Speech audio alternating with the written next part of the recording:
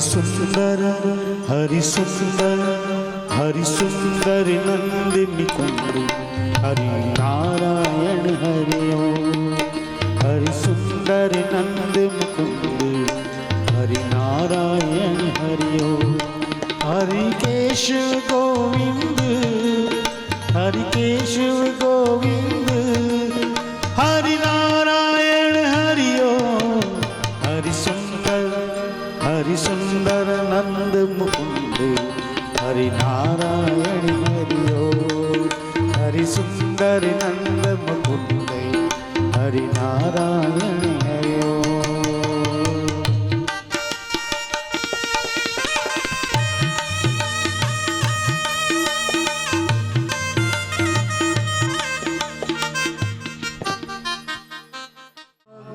भगवान की है आरती, पापियों को पाप से है तारती। श्री भागवत भगवान की है आरती, पापियों को पाप से है तारती। श्री भागवत भगवान की है आरती, पापियों को पाप से है तारती। श्री भागवत भगवान की है आरती,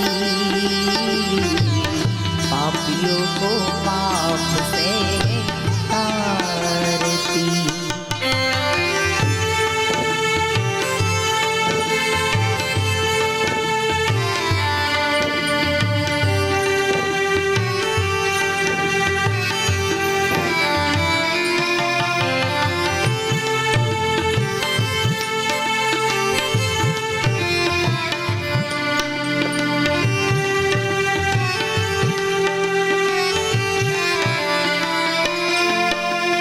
अमर ग्रंथ ये मुक्ति पंथ ये पंचम वेद निराला, नव ज्योत जलाने वाला। ये प्रभु ज्योत जलाने वाला।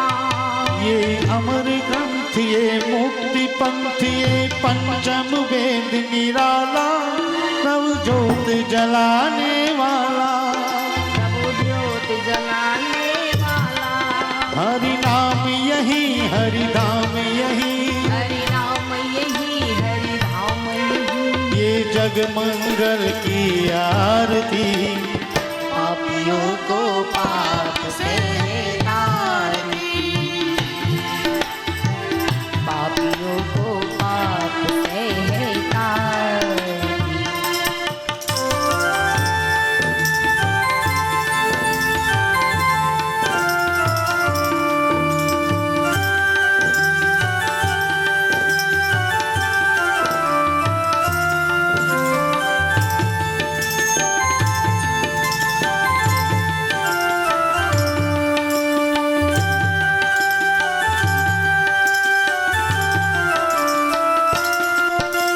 शांति गीत पावन पुनीत पापों को मिटाने वाला, हरि दर्श कराने वाला। हरि दर्श कराने वाला। ये शांति गीत पावन पुनीत पापों को मिटाने वाला, हरि दर्श कराने वाला। हरि दर्श कराने वाला।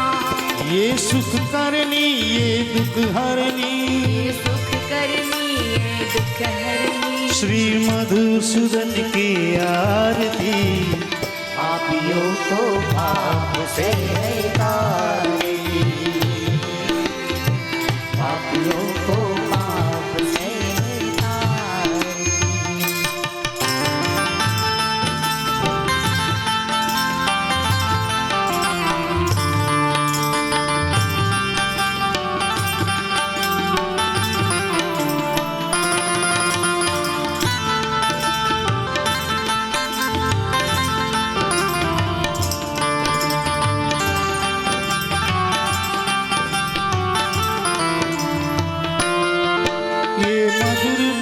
जग पंथ खोल, सतमार्ग बताने वाला, बिगड़ी को बनाने वाला, बिगड़ी को बनाने वाला।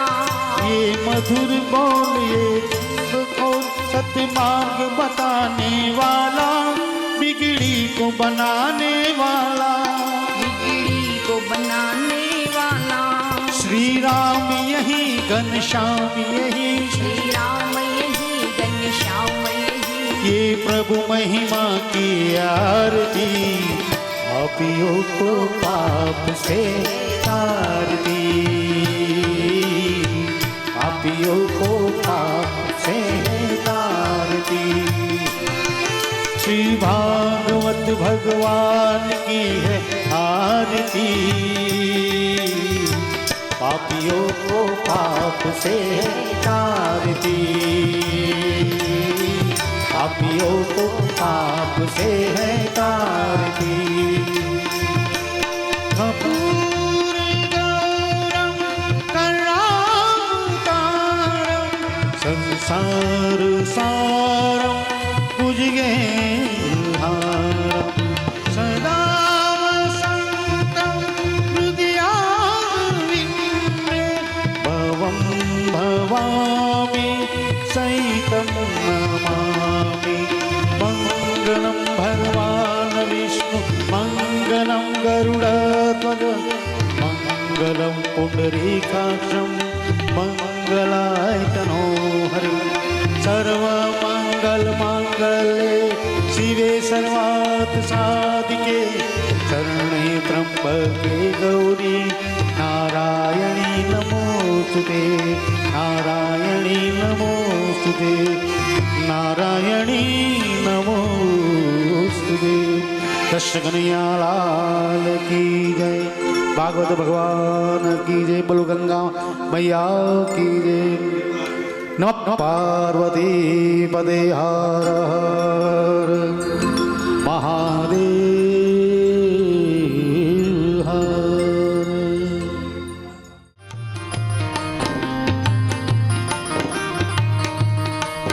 हरि सुंदर हरि सुंदर हरि सुंदर नंद मुकुंद, हरि नारायण हरि ओम। हरि सुंदर नंद मुकुंद, हरि नारायण हरि ओम। हरि केशव गोविंद, हरि केशव गोविंद, हरि नारायण। कृष्णाय वासुदेवाय,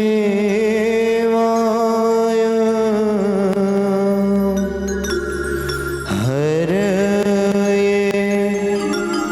परमात्मने, प्रणतः क्लेशनाशाय,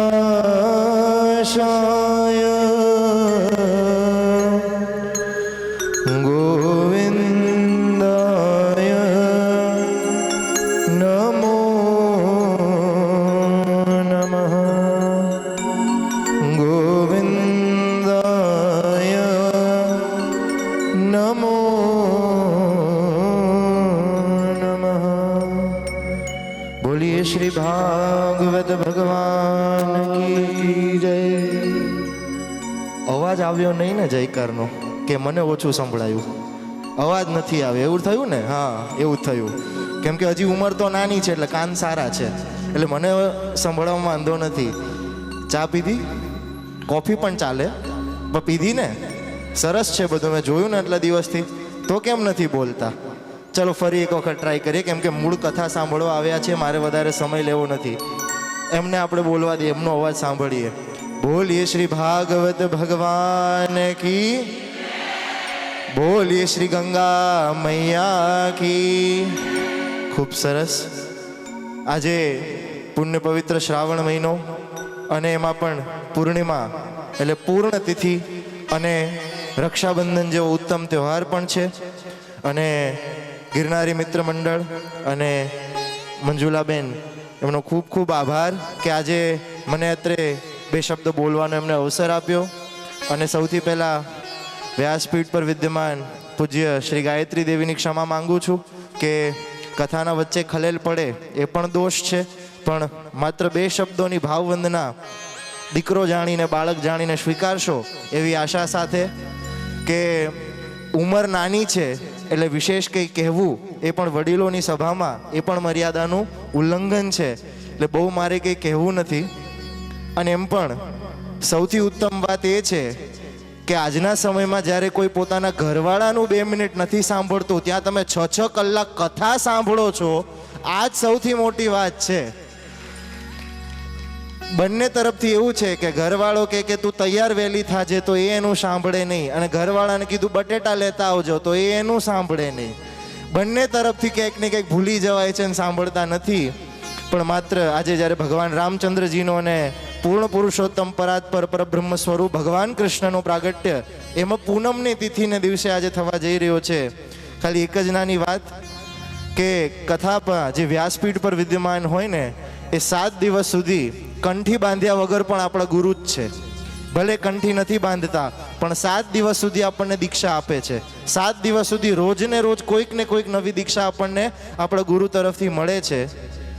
એટલે ગુરુ પાસેથી આટલું બધું સાંભળીએ ને પણ શીખવાની ખાલી એક જ વસ્તુ છે, મૂળ જે મને મારા ગુરુ આચાર્યશ્રીએ શીખવાડ્યું છે કે જ્યારે અક્રૂરજી ભગવાન કૃષ્ણને મથુરા માટે તેડવા માટે આવ્યા, બીજે દિવસે સવારે રથમાં વિદ્યમાન થઈને ભગવાન જ્યારે નીકળ્યા છે મથુરા જવા માટે, ગોપીઓએ હઠ પકડી લીધી કે ગમે તે થાય, કદાચ અમે અમારા શરીર પાથરી દઈશું રથની વચ્ચે, કદાચ અમારા શરીરની ઉપરથી કૃષ્ણ રથ લઈને જાય ને તો મથુરા પહોંચે, બાકી અમે ગોકુળ છોડી કૃષ્ણને મથુરા જવા દઈએ નહીં. એ નંદ બાવાએ ભલે જવા દે ને યશોદાએ ભલે જવા દે, અમે નહીં જવા દઈએ. અને ભગવાન કૃષ્ણ રથ પર બેઠા છે બળભદ્રજીની સાથે, રથ ચાલ્યો છે અને જેવું ગોકુળની બહાર જવા જાય એ ગોપીઓ આજે આડી આવીને ઊભી રહી ગઈ છે કે ભગવાન અમારા પ્રાણ જશે તો તમે ગોકુળની બહાર જશો, બાકી તમને નહીં જવા દઈએ. ભગવાન કૃષ્ણ કંઈ બોલ્યા નહીં અને ગોપીઓ ખાલી ભગવાનની આંખમાં જોવે છે, રડતી જાય છે. અને ગોપીઓ થોડી વાર થઈને જાતે જ રસ્તો આપી દે છે અને ભગવાન રથ લઈને ચાલ્યા જાય છે. કોઈ કંઈ બોલ્યું નથી, ભગવાને કંઈ આગ્રહ નથી કર્યો, ગોપીઓ બસ જતી રહી અને ભગવાનને પણ જવા દીધા. પાછળથી વિદ્વાન ચિંતકો એવું કહે છે કે ભાઈ ગોપીઓ એવું શું કામ કર્યું, જે એવું કહેતી હતી કે પ્રાણ પાથરી દઈએ પણ કૃષ્ણને ન જવા દઈએ, અને વગર કંઈ બોલે એમને ખસી ગઈ.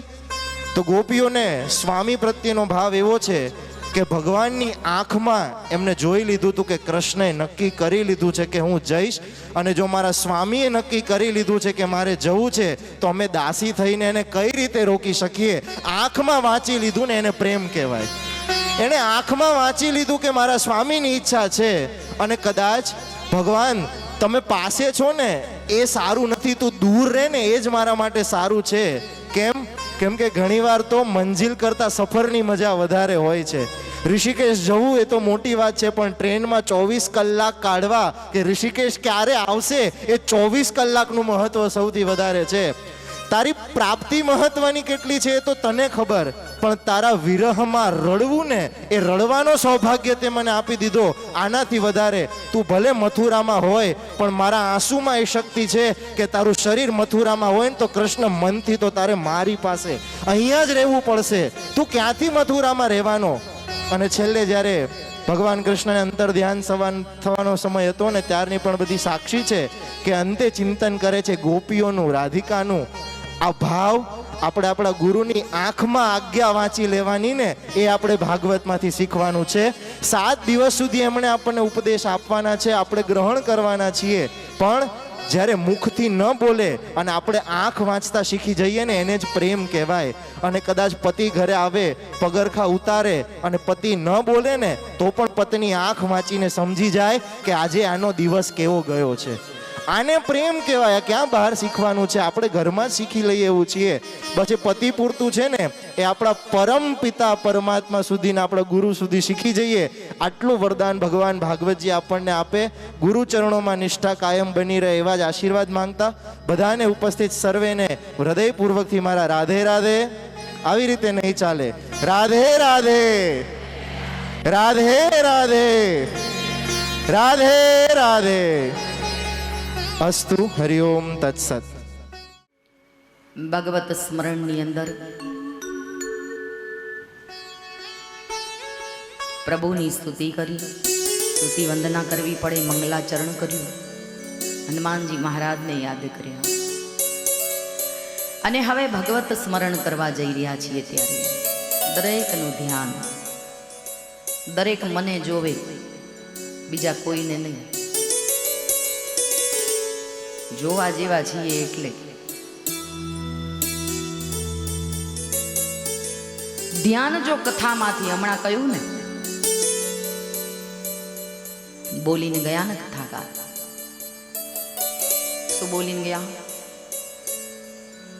ગુરુના શબ્દ ઉપર કાન રાખો, મોઢું જે બોલે છે શબ્દ ત્યાં કાન રાખો, આંખો ગુરુની સામે. વ્યાસજીની સામે જો આંખ ન હોય, સામે શું કામ બેસાડ્યા છે? એટલા માટે તો બેસાડ્યા છે સામે, સન્મુખ, કે ધ્યાન ભગવાનની સમક્ષ, કાન વક્તાના મુખ તરફ.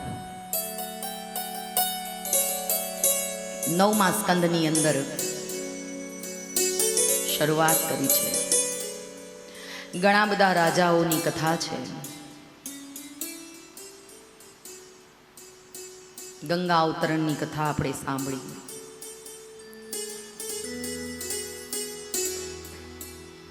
પણ આ 9મા સ્કંદની અંદર રામ જન્મની કથા છે. બહુ સુંદર વાત કરી છે. અંબરીશ રાજાની કથા કહી છે, જેણે એકાદશીના વ્રત કર્યા છે.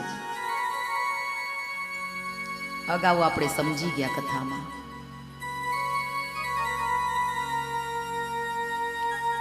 અગિયારસ એકાદશી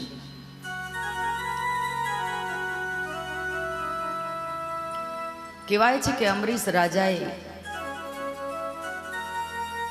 એકાદશીના વ્રત કર્યા છે. એ વ્રતને ઉજવે છે, એકાદશી ઉજવે એટલે બ્રાહ્મણો સાધુ સંતોને જમવા બોલાવ્યા છે. 11 કરીને એકલા ને એકલા ન ખવાય, કોકને જમવા બોલાવાય પૂરી થાય એટલે. આ નિયમ છે. ભાગવત કે છે, હું નહીં, બ્રાહ્મણને જમવા બોલાવવું પડે. એકાદશીનું વ્રત પૂર્ણ થયું. એકાદશી ક્યારે છૂટે?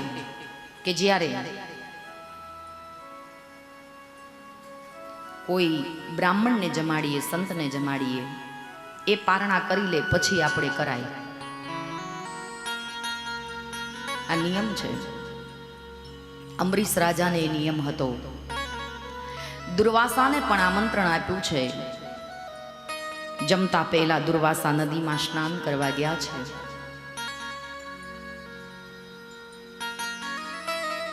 કહેવાય છે કે બ્રાહ્મણો જમીને ઊભા થઈ ગયા. આ સંતને આવતા વાર લાગી. પાણીની અંદર ગયા તો સમાધિ લાગી ગઈ. ભાન ન રહ્યું કે મારે પારણા કરવા આવ્યો છું, એવું ભાન ન રહ્યું. ધ્યાન લાગી ગયું પાણી જળમાં. એટલે થોડા મોડા પડ્યા. બધાને પારણા કરતા જોયા. અંબરીશ રાજા એની રાહ જોવે છે કે સંત ન આવે ત્યાં સુધી મારાથી પારણા ન કરાય. એમની રાહ જોઈ છે. પણ દુર્વાસા આવ્યા એટલે એમને એમ થયું, ક્રોધિત છે ને પોતે, એટલે એમને એમ થયું કે અંબરીશ રાજાએ પણ પારણા કરી લીધા. એટલે પોતાની જટા ખોલી અને એક સ્ત્રી પ્રગટ કરી છે. અંબરીશ રાજાની પાછળ દોડાવી છે. નિર્દોષ વ્યક્તિ છે અંબરીશ રાજા. અને કહેવાય છે કે ત્યારે દોડવા લાગ્યા છે, ભગવાનને પુકાર્યા છે, અને ભગવાન આવી સુદર્શન ચક્રથી એ સ્ત્રીનું મસ્તક છેદી નાખ્યું છે. જ્ઞાન કરાવ્યું છે દુર્વાસાને કે અંબરીશે પારણા નથી કર્યા. મહારાજ, અંબરીશ તમારી રાહ જોઈને ઊભા છે. ખૂબ સુંદર પ્રસંગ છે આ એકાદશીનો. આપણે 11 કરીએ છીએ, બીજા દિવસે સવારે કોઈને પારણા કરાવતા નથી. અને પછી આપણે ભજન સરસ ગઈએ, ધન એકાદશી ને એકાદશી કરીએ તો નથી જવાનું, જવાનું જ નથી ને ખબરદાર, બધાને નાચ પાડવાની છે ને અહીંયા ફોન આવે એટલી વાર. આપણે ક્યાં કોઈને પારણા કરાવીએ છીએ? એકાદશી કરીએ કોઈને પારણા નથી કરાવતા. આપણે જ ખાઈએ, સવારે ઉઠીને તરત ધાબળવા મંડી પડી. ભૂખે ન હોય ભોજન ગોપાલા, લે લે અપની કંઠી માલા. ભૂખે ભોજન ન થાય. સદગુરુ જીવનમાં હોય તો થોડી કંઈક જ્ઞાનની વાતો બતાવે. સદગુરુ જીવનમાં હોય. કહેવાય છે કે મીરાને ગુરુ એની માતા હતી. મીરાબાઈના ગુરુ એમની માતા બન્યા હતા. મીરાબાઈ બહુ નાનકડી ઉંમરના હતા અને સામેથી કોઈ જાન આવતી હતી. વરરાજા આવતો હતો પરણવા માટે ગામમાં. એટલે મીરાબાઈએ પોતાની માને કહ્યું, કેટલો સુંદર વર છે માં, મને પણ આવો વર જોઈએ છે. પોતાની દીકરીને કુબુદ્ધિ ન સૂજે, અવળા માર્ગે ન જાય. એટલે માતા તરત બોલી, ચાલ મીરા, તારો વર બતાવો. ઓરડામાં લઈ ગઈ છે, ભગવાન કૃષ્ણની મૂર્તિ છે અને મૂર્તિ આગળ લઈ જઈને કહ્યું છે કે આ તારો વર છે. માં, આ મારો વર છે? હા. તો આની સાથે મારે લગ્ન કરવાના? હા બેટા. ત્યારથી મીરાબાઈ એ કનૈયાને મન વચ્ચે વરી ચૂકી છે ભાઈ. પણ જ્યારે સમય થયો અને મીરાબાઈને લેવા માટે આવ્યા છે, આણું વળાવવાના છે, અને ત્યારે મીરાબાઈ કહે છે, મુજ અબળાને મોટી મીરાતબાઈ સાંભળો, ઘરેણું મારું સાચું રે. આ સાસર વાસો સજીને બેઠીને હવે નથી કાંઈ કાચું રે. મને તો બધું મળી ગયું માં, હવે હું શા માટે સાસરે જાઉં?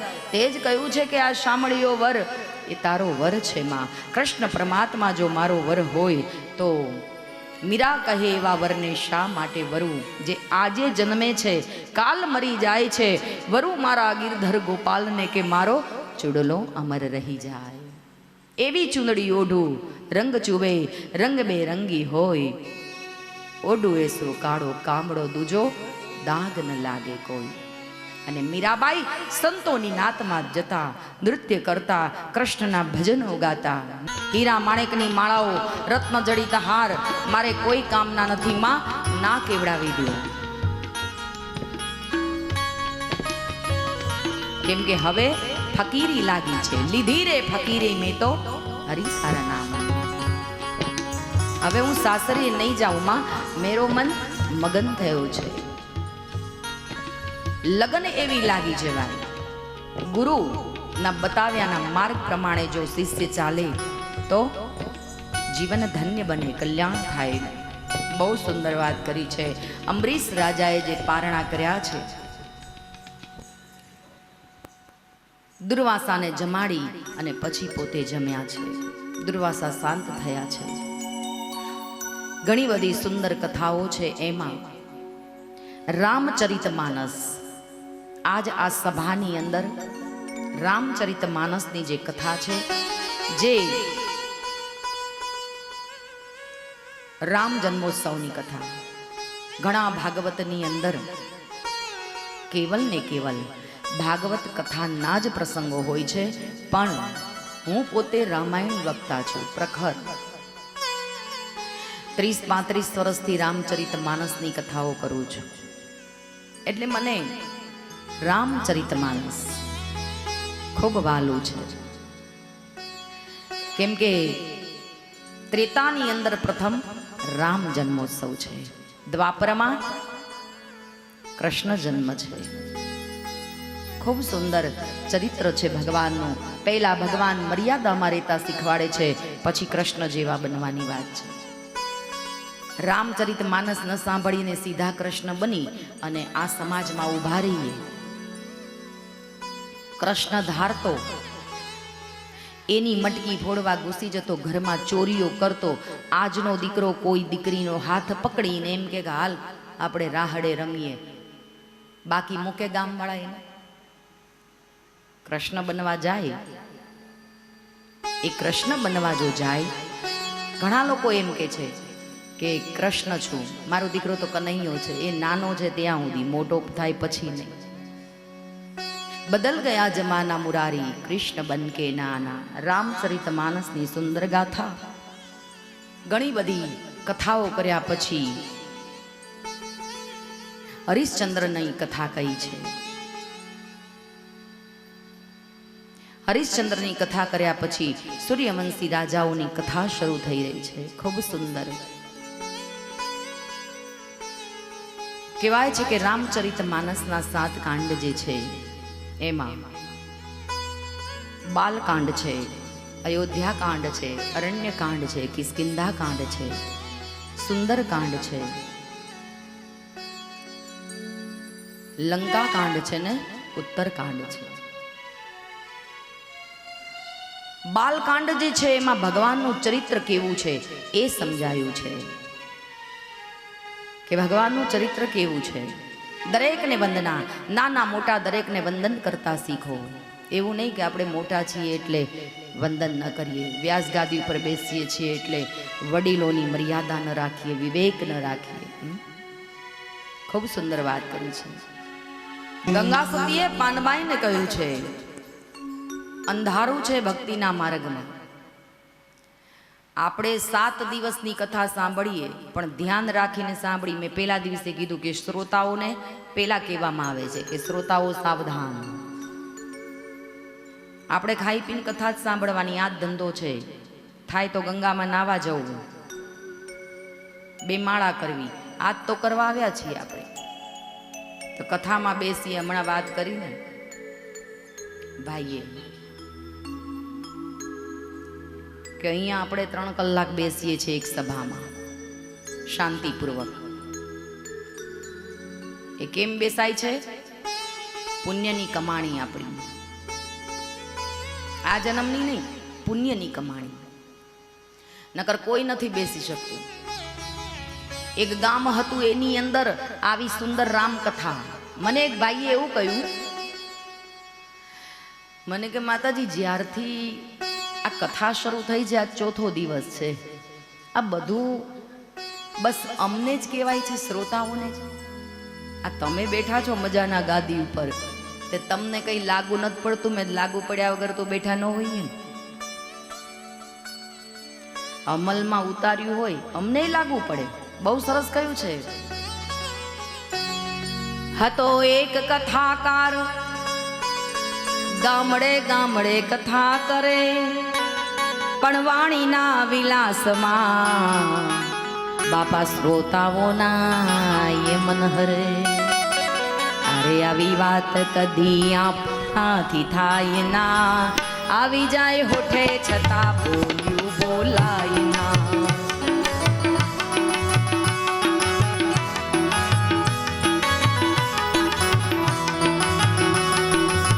હિન્દી પિક્ચરનું ગીત આવડે છે ને? લૂંટ લિયા. હા તો પછી કેવા મંડ્યા? હા એ રાગ છે, ગાઓ. એ હારે આવી વાત કદી આપણાથી થાય ના, આવી જાય હોઠે છતાં બોલી બોલાય ના. હારે આવી વાત.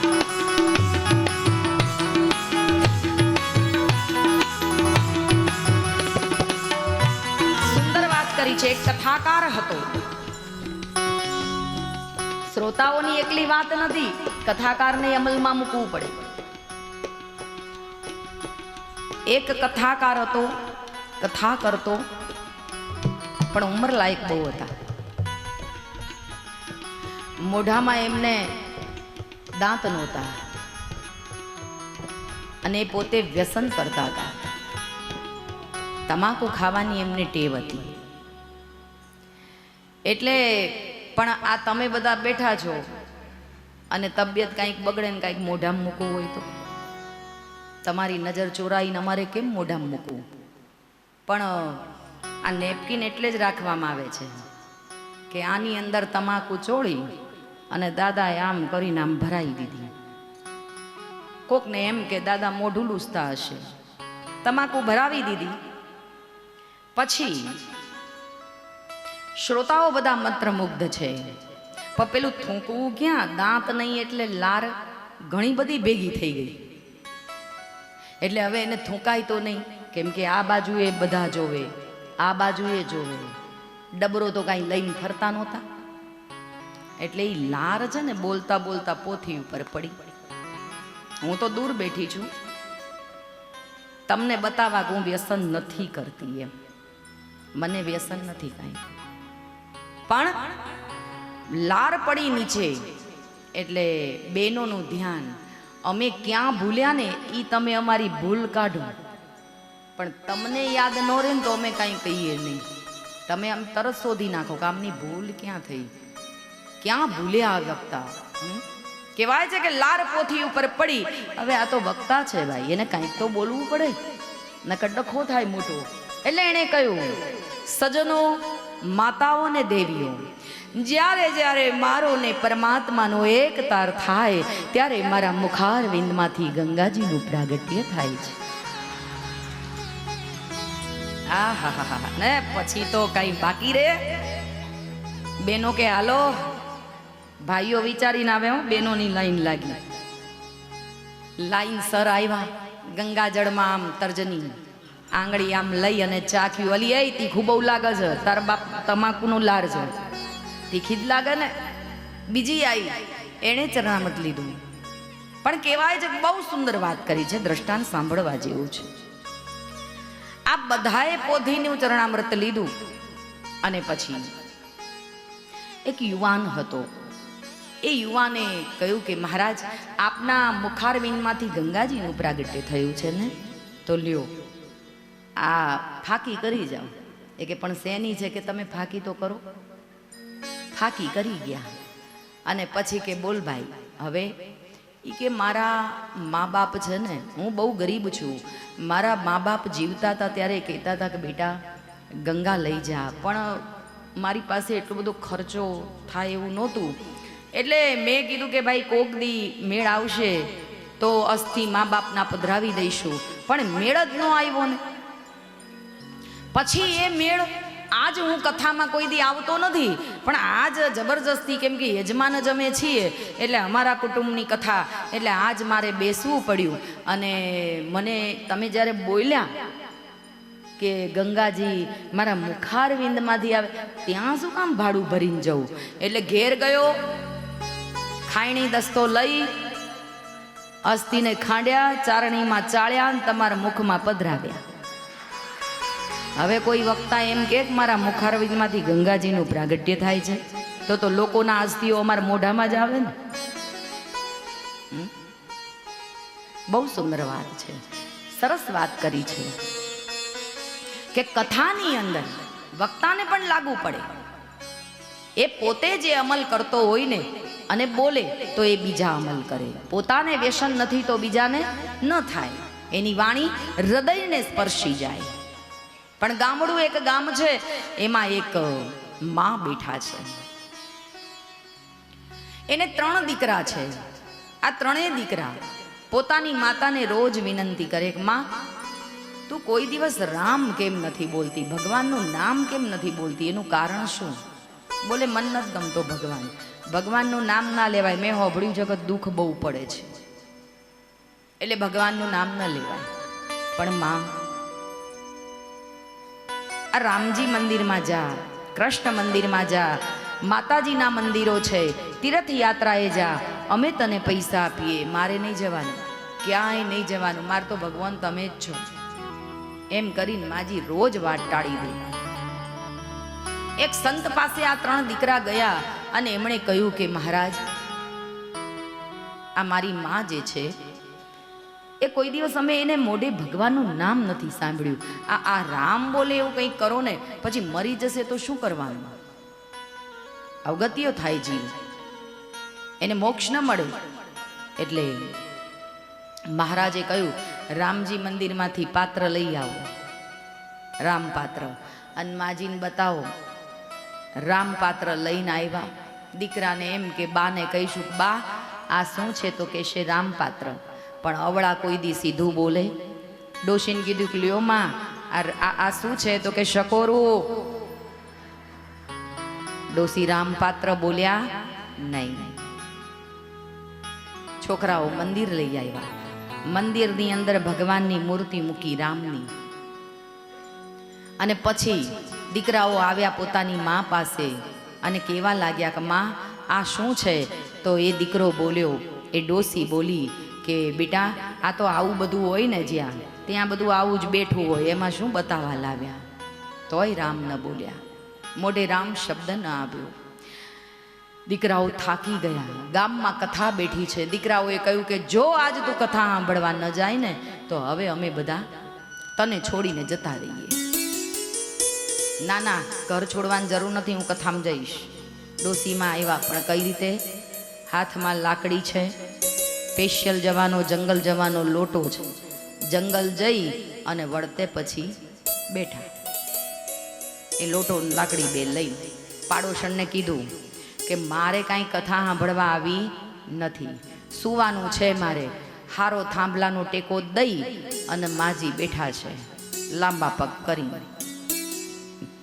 સાંભળી રહ્યા છે. દરેક શ્રોતાઓ કથાનું શ્રવણ કરી રહ્યા છે, પણ આ સૂઈ ગયા છે. 12 વાગ્યા, કથાને વિરામ પડ્યો. એટલે તરત જ મહારાજે કહ્યું કે આજની સભાને વિરામ આપીએ, હરિનામ સંકીર્તન કરી આપણે છૂટા પડીએ. આન ત્યાં પડોસણે માજીને જગાડ્યા કે બા જાગો. કથા પૂરી થઈ ગઈ. માજી ઊભા થયા, પણ ભગવાને ચમત્કાર કર્યો એની બુદ્ધિ ઠેકાણે, શાન ઠેકાણે લાવવા માટે. કહેવાય છે કે એટલા નાસ્તિક હતા, પણ ભગવાન આ માજીનો જે લોટો હતો ને એ જડ્યો નહીં. લાકડી હાથમાં આપી પણ લોટો ન જડ્યો. એટલે કહ્યું કે અલી મેં તને કહ્યું હતું કે મારા લોટાનું ધ્યાન રાખજે. હા, પણ મારું ધ્યાન કથામાં હતું, ખબર નહીં. એટલે શાસ્ત્રીજી જેવા નીચે ઉતરવા જાય અને ડોસીમાં બોલ્યા, એ પાછા બેહો પલોઠી વાળી, અને માઇકમાં જાહેરાત કરો મારો લોટો કોણ લઈ ગઈ. મહારાજ શાસ્ત્રીજી કહે છે હું લોટાની જાહેરાત કરવા થોડો માજી અહીં બેઠો છું. કરો, ઊંચા આસને બેહી ગયા છો એટલે જાહેરાત કરો. એટલે શાસ્ત્રીજીએ કહ્યું ભાઈ જેના પાસે લોટો હોય એ આપી દો. પણ કલાક થયો પણ લોટો આવ્યો નહીં. એટલે માજી કે ચલો હેડો તાણ, હવે હું ગવડાવું એમ બધા ગાવ. એટલે માજીએ ગાયું, मैं तो सुनने गई पारायण लौटते गया नारायण. मैं तो सुनने गई पारायण लौट गया नारायण. मैं तो सुनने गई पारायण लौटा ले गया नारायण. मैं तो सुनने गई पारायण लौटा ले गया नारायण. मैं तो सुनने गई पारायण लौटा ले गया नारायण. मैं तो सुनने गई पारायण लौटा ले गया नारायण. मैं तो सुनने गई पारायण लौटा ले गया नारायण. मैं तो सुनने गई पारायण लौटा ले गया नारायण. 1 કલાક ધૂન ચાલી. હવે ભૂખ તો લાગી હોય કે નહીં, એટલે કે ભાઈ આ અમને કોઈ સમજાવનાર છે, મારે હવે જવું છે ઘેર, 3 વાગે પાછું હાજર થવાનું. એ કે આને કોઈ ન સમજાવે, આનું નામ કોઈ ગામમાં લેતું નથી, સરપંચ ન લે, એ બીવે. ઘણા આવા માથાભાર હોય હો બૈરા ગામમાં, એમનું નામ કોઈ લે નહીં. અને કહેવાય છે કે ભગવાનને એમ થયું મારી કથાઓ બંધ થઈ જશે. જો આવા માણસો હશે તો હવે બહુ કસોટી ન કરાય. એટલે ભગવાન સોનાનો લોટો લઈને હાજર થયા, નાના બાળકનું રૂપ લઈ. અને ભગવાન માજી પાસે ગયા. કહ્યું માં. માજીએ નજર કરી, આ લોટો તમારો છે. પણ પાછા ઈમાનદાર હતા હો. સોનાનો લોટો જો એટલે કાંઈ લઈ ન લીધો, પણ ઈમાનદાર કે ના આ મારો નથી, મારો તો લોટો છે ને એ પિત્તળનો છે, આ લોટો મારો નહીં. ભગવાન જતા રહ્યા. ચાંદીનો લોટો લઈ આવ્યા તોય ના પાડી. અને ભગવાન અસલ લોટો લઈને માજીનો આવ્યા અને માજીને કહ્યું કે માં આ લોટો તમારો છે. અને પોતાનો લોટો જોયો, પોતાનું પાત્ર જોયું, એટલે માજીએ ઝપટ મારી લોટો લેવા. ત્યાં તો લોટો નીચે પડી ગયો, ભગવાનનો હાથ હાથમાં આવી ગયો અને કાયા પલટી. શું કીધું? મેં તો સુનને ગઈ પારાયણ મુझे મિલ ગયા નારાયણ. મેં તો ગઈ પારાયણ લે ગયા નારાયણ. मैं तो सुनने गई पारायण मुझे मिल गया नारायण. मैं तो सुनने गई पारायण मुझे ले गया नारायण. मैं तो सुनने गई पारायण मुझे मिल गया नारायण.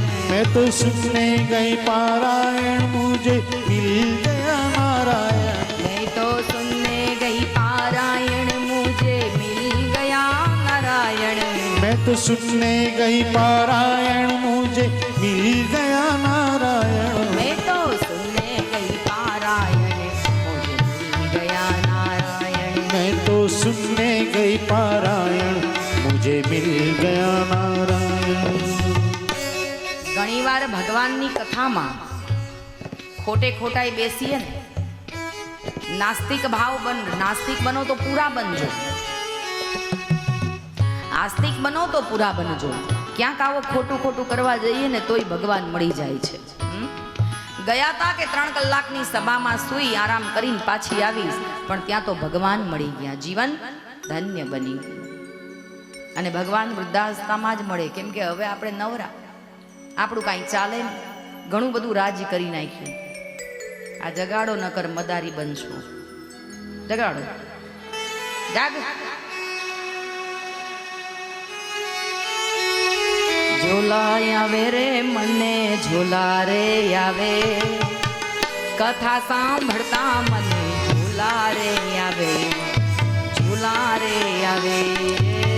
ઝોલા આવે રે મને ઝોલા રે આવે, કથા સાંભળતા મને ઝોલા રે આવે, ઝોલા રે આવે. આ વેદ વ્યાસ પોથી વાંચે હું સુઈ જાઉં, વેદ વ્યાસ પોથી વાંચે હું સુઈ જાઉં, કથા સાંભળતા મને ઝોલા રે આવે, ઝોલા રે આવે.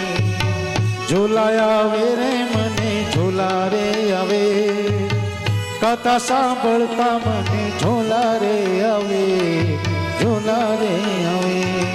રામચરિત માનસ એવું છે, આરામ આપનારું. એક ભાઈને કહ્યું કે ભાઈ રામચરિત માનસ એ આરામ આપનારું છે. એટલે એક દાદા છેલ્લે બેસી ગયા, ગાદીને તકિયો ઘેરથી લેતા આવ્યા ને સૂઈ ગયા. કીધું દાદા આવી રીતે? બોલે ના, કહ્યું તું ને રામચરિત માનસની ચોપાઈ આરામ આપે છે, એટલે હું તો આરામ કરી રહ્યો છું. ઘણીવાર એવું બને છે. બહુ સુંદર વાત કરી છે કે ભગવાન અખિલ બ્રહ્માંડ રાજ રાજેશ્વર રાઘવેન્દ્ર સરકારનું ચરિત્ર જે છે,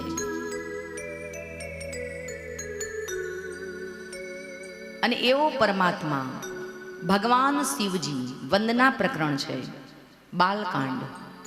અને એની અંદર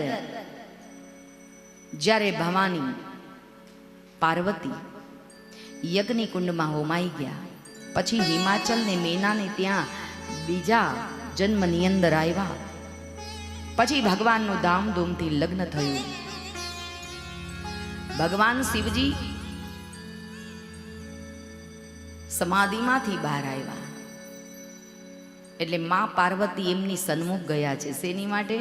પૂર્વ જન્મમાં સંદેહ કર્યો હતો, શંકા કરી હતી ભગવાન ઉપર. ભગવાન ઉપર ક્યારેય શંકાઓ કરવી નહીં. હિન્દુ ધર્મના શાસ્ત્ર ઉપર કે હિન્દુ ધર્મના સંતો ઉપર કે હિન્દુ ધર્મના એક એક પુસ્તકો ઉપર સનાતન ધર્મનું જે છે એની ઉપર ક્યારેય શંકાઓ ન કરવી, નહીં તો માફી માંગવા તૈયાર રહેજો. જુઓ છો ને અત્યારે શંકા કુશંકાઓ થઈ રહી છે. પ્રેમાનંદ મહારાજ કેટલું સુંદર બોલી ગયા છે. ટૂંક સમયમાં જેનું નામ થયું વૃંદાવનની અંદર, નીકો નામ હરિકો સખીરી મોહે લાગે વૃંદાવન નીકો. નીકો એટલે સત્ય. એ પ્રેમાનંદ મહારાજ સારું જ બોલ્યા છે. જેવી જગ્યા હોય એવા જ કપડાં પહેરાય. તમે ક્યાં જાઓ છો ને એ તમે પોતે સમજો. પછી અમે કંઈક કહેવા જઈએ ને તો મીડિયા અમને માફી મગાવે છે કે માફી માંગો. શા માટે અમે માફી માંગીએ ભાઈ? શાસ્ત્ર એમ કે છે જ્યાં જાઓ જે જગ્યાએ જાઓ ત્યાં કપડાં તમે એવા પહેરો. લંબ વેણી લજા ઘણી ન પોચાય પાતળિયા, સર્જન હારે સર્જિયા તો કોકો કામળિયા. દીકરી જેટલી મર્યાદામાં રે એટલી સારી છે. બધા બળાત્કારો થતા હતા. લવ જેહાદનો કોઈ પ્રશ્ન હતો 2 દાયકા પહેલા? કાંઈ નહોતું. અત્યારે જ થાય છે. કેમ? કપડાં, પોશાક, આપણા પોશાકો, આપણી દીકરીઓના પોશાકો, આપણા પોતાના પોશાકો. પેલા સ્ત્રી નાગણ જેવડો ચોટલો, અત્યારે તો બોચીમાંથી જ કપાઈ નાખે. લે, કુંવારી દીકરી હોય એના વાળ પોતાનો બાપય નહોતો કાપવા દેતો. પરણાવીને સાસરે જાય તારો પતિ કે, કેમ કે બાપને દોષ લાગે. રજસ્વલા ધર્મમાં દીકરી બેસે તો એનો બાપ એને પરણાવી દેતો એ પેલા, નહીં તો બાપના મસ્તક ઉપર બહાર આવે. દીકરીનો પાપ લાગે, કર્મ સાથે બંધાઈ જાય એનો બાપ. 12 વર્ષના 13 વર્ષના તમે બધા જે છો ને ઉંમર લાયક, બધા 12 13 વર્ષના પરણીને સાસરે ગયા હતા. અત્યારે આપણી દીકરીઓને એટલા ઉંમરમાં ન પરણાવાય. પરણે કાયદો અલગ થઈ ગયો, બદલાઈ ગયો. જેલમાં જવું પડે જો પરણાવા જઈએ તો. પણ પોશાક, મર્યાદા શીખવાડો, વિવેક શીખવાડો. કેમ કે કપડામાં જ જે છે એ છે. આપણે એવા કપડાં પહેરીને ફરીએ ને પછી કહીએ કે મારી સામે જોયું, મશ્કરી કરી, પોલીસ કેસ કરી, આ બધું આપણને નથી શોભતું. સસરાની સામે અત્યારે બહુ ડ્રેસ પહેરીને બેસે છે. જમાનો બદલાઈ ગયો ને. બહુ સરસ ગાયું છે હરિભક્તએ, મીડીને મેક્સી પહેરે ત્યાં સુધી વાંધો નહીં, પણ હાથી જેવી હોય, હાથણ લાગે આમ ચાલતી હોય, અને એમાં જીન્સ પહેરીને નીકળે, ઓહો હો, કેવી ખરાબ લાગે. વિચાર તો કરો. લંબવેણી લજા ઘણી, કવિઓએ ગાયું છે ભાઈ. લંબવેણી લજા ઘણી, લંબ વેણી કહેતા કેશ માથાના ચોટલો પોતાનો નાગણ જેવો લહેરાતો હોય. સ્ત્રી પોતાના વાળથી શોભે ભાઈ, પોશાકથી શોભે. અને પછી એ નાગણ જેવો ચોટલો લહેરાતો હોય, સાડી પહેરી હોય, સસરાને પાણી આપવા જતી હોય કે જોડે બેઠીએ કદાચ હોય ને, દીકરી છે, વહુ દીકરી છે, હું માનું છું, પણ મર્યાદામાં. પણ ન માને, ઘેર જઈને કહેજો જ ખરા, જાઓ એમના ઘેર જે બોલ્યો લઈ જશી રેવા, હેડો આવતા રહેજો તમ તારે, એમાંય જરૂર છે, બહુ મોટો આશ્રમ છે. એમ જ કે આપણને એ વસ્તુ નહીં બને. ચાલો જુદા. મારા આશ્રમમાં એક બા છે, એને 4 દીકરીઓ છે. ભાણિયાની વહુ ઘરમાં આવી ગાઉન પહેરે છે, આખો દિવસ ગાઉન પહેરેલું રાખે.